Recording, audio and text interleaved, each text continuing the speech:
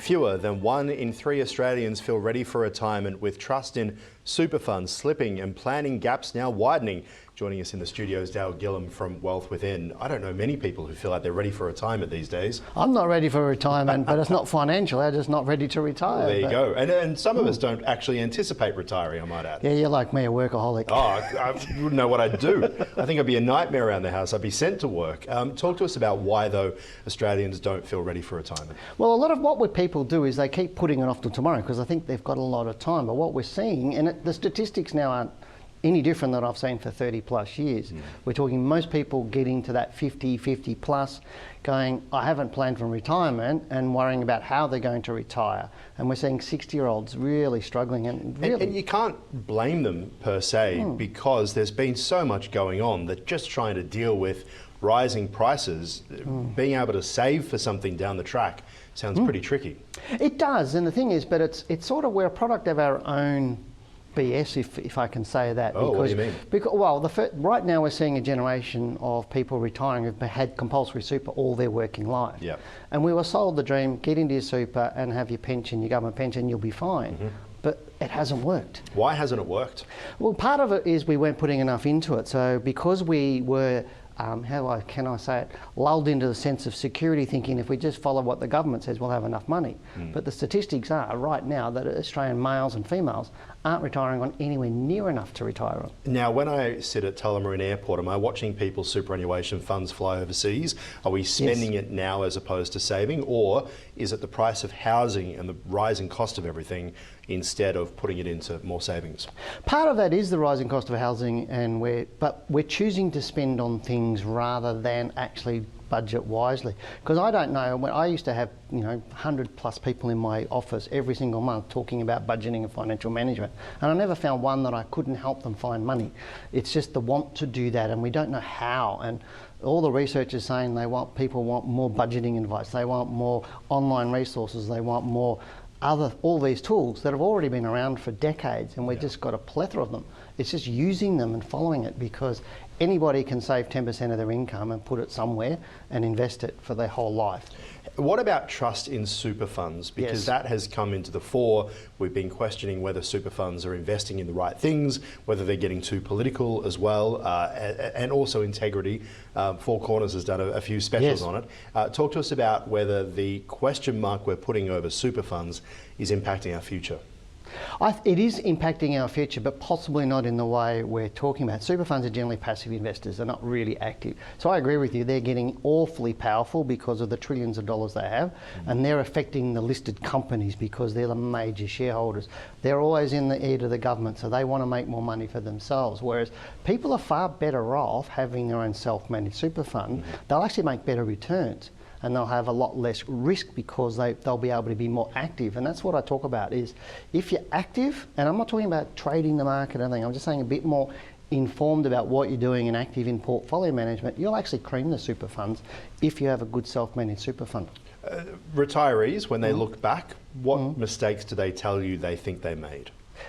Spending money on things that they shouldn't have, like new houses, new cars, boats, all sorts of toys that depreciate in value rather than getting appreciating assets. Like if you bought CSL when it floated, and you put $1,000 in that, you'd be retiring very comfortably right now. Of course, but there's not a CSL that comes around all the time, right? Correct. And most people don't look as closely as what you and I look. And there's also the aspect that people generally jump on to good investments when it's too late.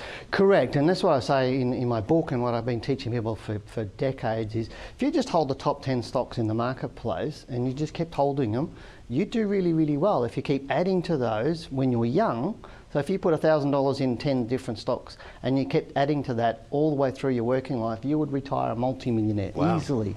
Rather than the Tats Lotto ticket, I would assume. Talk to us about financial planning and how I guess it can double retirement readiness. Well, the thing is, with a financial planner, they're asking questions, and that's why a lot of people don't necessarily go to that, because people think, oh, they're telling me I'm wrong, and I don't like being wrong. It's kind of like a marriage counsellor. You don't want to be told that you're the problem. Yes, absolutely. So going to a financial planner is smart. You're going to be twice as likely to have a plan for your retirement, and you're better prepared for that retirement when it does come. And so to me, it's just smart. Get advice.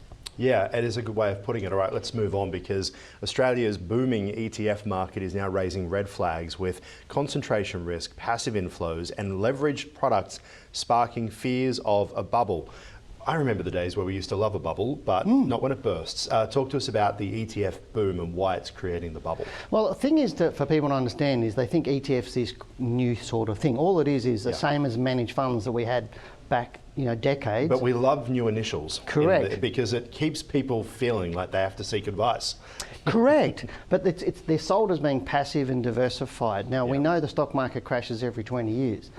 Absolutely. So we had 87, 2007. You don't need to be a genius to know 2027, we're probably going to be in trouble. Yes. Somewhere around there. So, and it feels like we are heading in that direction, right? Like if you have a look at the US stocks, the fact is that they're at about 60% of global stocks performing well. Yes. But they're only about 25% of the market, and that is where people start to get nervous. But I guess the point to that, the counterpoint, is that US tech stocks are global. Yes. And so many, that's the thing that's changed, is that the global nature of these things means that maybe there won't be a bust. What do you think? I disagree. Really? Well, you didn't say it wasn't going to be a bust, but I'd say it will. You're looking at the top 10 stocks in the S&P 500 in the US is over half of the index, or around half of that whole index. Yeah. And that's massive, because what you're going to see is we will have a tech bust. We've already had them before, and nothing's sure than we always will have another stock market crash. And look at the amount of money being poured into AI investment that investors are very unlikely to get back. So there's a lot of things going on there, and what we see with ETFs is the majority of money is going into what they call passive ETFs, or index tracking ETFs. We know when the index crashes, like 87, 2007, 29, they crash 50%. So you're halving your portfolio by being passive in that, where you're far better off holding the top 10 stocks. Because it doesn't matter, if you've got the top 10 stocks in the US or Australia, you can sell them on any day of any crash in history, because they're very liquid. Whereas the ETFs, it's like anybody can get into them. So it's like if you've got a big whale walking in a door, one by one, it's fine. Because they're buying. But if you're trying to get 100 whales walking out a door in a crash and there's a panic, it's not going to happen. And talk to us about industry concentration, why it's such a risk. Well, at the moment in Australia, pretty much 3 providers get most of the money. 75% of the money is going to 3 providers. 2 of those get most of it from that point of view. So what happens with that is you've got 1 door or 3 doors to get out of, possibly, not thousands of doors to get out of, because what people don't understand is if I buy BHP, I could be buying it off you or 1,000 other people. Yes. But if I'm buying an index ETF, I'm only buying it off you, and you're the only one buying my units back off me. Are we seeing that with crypto at the moment? Because crypto seems to be something that it's very cyclical. It isn't 20 years. It feels like it's every 6 months. You go through this great moment. We think it's back and it's off and running, and then it drops again under 100,000 USD. The same rules that you mentioned there, the same for crypto?